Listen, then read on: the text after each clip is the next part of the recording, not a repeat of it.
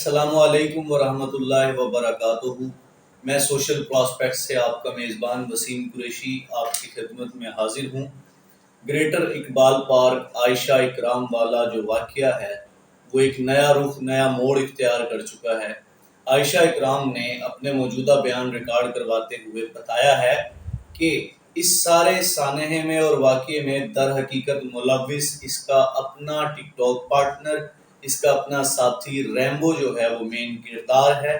اور عائشہ نے مزید بتاتے ہوئے کہا کہ ریمبو کے پاس اس کی کچھ نازیبا ویڈیوز اس کے دوستوں کے ساتھ، اس کے ساتھیوں کے ہمراہ موجود ہیں، اور ان ویڈیوز کی بنیاد پر بلیک میلنگ کرتے ہوئے ریمبو اس سے پہلے بھی پیسے وصول کرتا رہتا تھا اور اب بھی کرتا رہتا ہے۔ عائشہ کے مطابق ریمبو اب تک تقریباً 10 لاکھ روپے کی رقم عائشہ اکرام سے بلیک میلنگ کے تحت وصول کر چکا ہے۔ اس کے ساتھ ریمبو کا ایک جو قریبی دوست ہے جس کا نام بادشاہ بتایا جا رہا ہے، یہ بادشاہ اس کا مین کردار ہے۔ بادشاہ نے باقاعدہ ٹک ٹاکرز کا ایک گروپ بنایا ہوا ہے، اور یہ گروپ صرف اور صرف ٹک ٹاکرز جو خواتین ہیں، جو لڑکیاں ہیں، ان کے ساتھ اس طرح ویڈیوز بناتے ہیں، بعد میں ان کے ساتھ بلیک میلنگ کرتے ہوئے ان سے پیسے وصول کرتے ہیں۔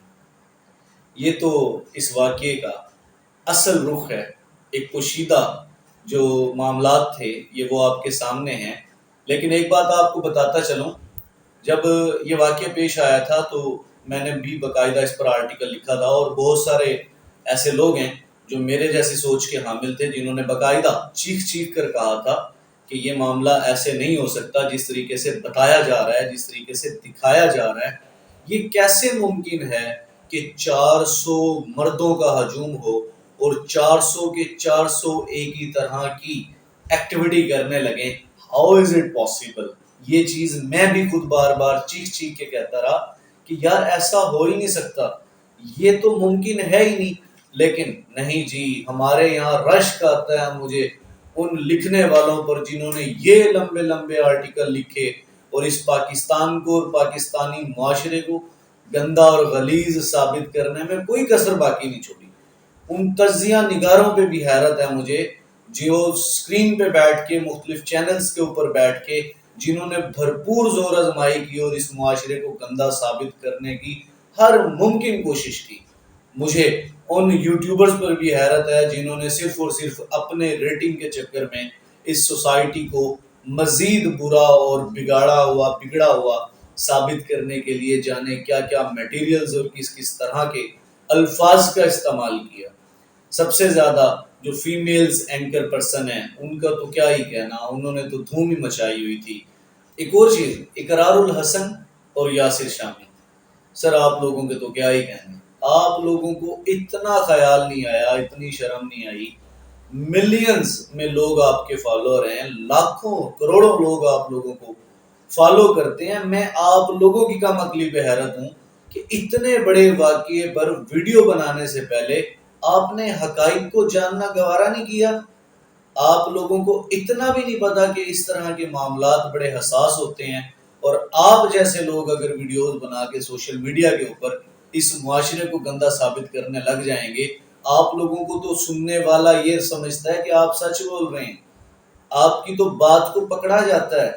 آپ لوگوں کو خیال نہیں آیا کہ اس کی تحقیقات کرنی چاہیے، پہلے پتہ کرنا چاہیے، معلوم کرنا چاہیے کہ در حقیقت حقائق کیا ہیں۔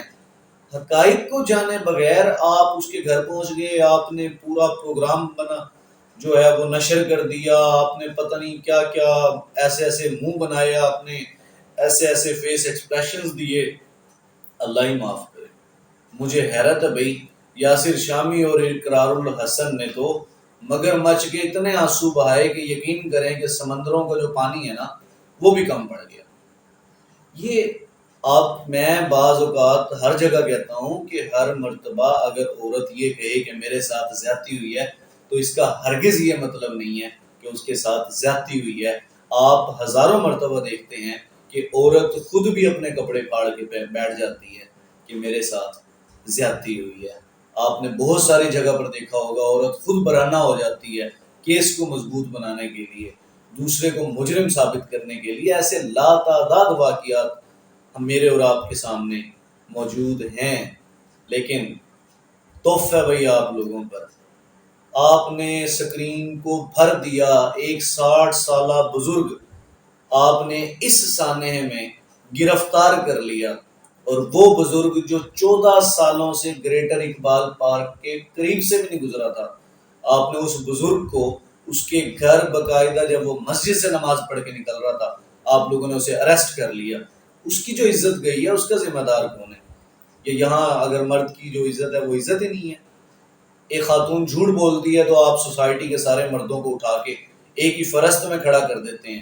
اس طرح کی جو خواتین ہیں جو ایک اپنی اس چھوٹی سی ایسی ایکٹیویٹی کرتی ہیں اور اس کے بعد پوری سوسائٹی کے جو مرد ہیں ان کو لا کے ایک ہی لسٹ میں کھڑا کر دیتی ہے، ایک ایسی خاتون کی وجہ سے آپ 70 75 400 لوگوں کے اوپر FIR کاٹ دیتے ہیں، آپ 40 45 جو بے گناہ لوگ ہیں ان کو گرفتار کر لیتے ہیں۔ وہ جو بابا جی گرفتار ہوئے تھے نا جن کی عمر 60 سال تھی، اس بزرگ نے باقاعدہ کہا تھا کہ جیل میں میرے ساتھ اور جتنے بھی لوگ موجود تھے ان میں سے ایک بھی وہ نہیں تھا جو اصل مجرم تھا یا جس نے یہ گناہ کیا ہو، جس نے یہ کام کیا ہو، سارے کے سارے بے گناہ لوگوں کو پکڑا ہوا تھا۔ آپ تو جو ہے نا اپنے کاغذ فل کرنے کے لیے، بھرنے کے لیے، کاغذی کارروائی کرنے کے لیے کسی کو بھی اٹھا کے لے آتے ہیں۔ اب اس معاملے کا کیا ہوگا؟ اب انکوائری بٹھائی جائے گی، یہ جو ریمبو ہے، یہ جو بادشاہ ہے اور یہ جو خود خاتون ہے عائشہ اکرام، کیا ان کے خلاف کارروائی کی جائے گی؟ اب بھی کارروائی کی جانی چاہیے۔ اقرار الحسن صاحب، یاسر شامی صاحب، کیا اب آپ لوگ اس پہ ویڈیو بنائیں گے؟ آپ لوگوں کو تو قوم سے معافی مانگنی چاہیے، اس پوری قوم کو گندا اور غلیظ ثابت کرنے پر، اس پورے معاشرے کو اتنا گھناؤنا اور خطرناک ثابت کرنے پر آپ کو اس پوری قوم سے معافی مانگنی چاہیے، کیونکہ آپ لوگوں نے بہت بڑی غلطی کی ہے۔ مانگیں گے معافی؟ اتنا ظرف ہے آپ لوگوں میں؟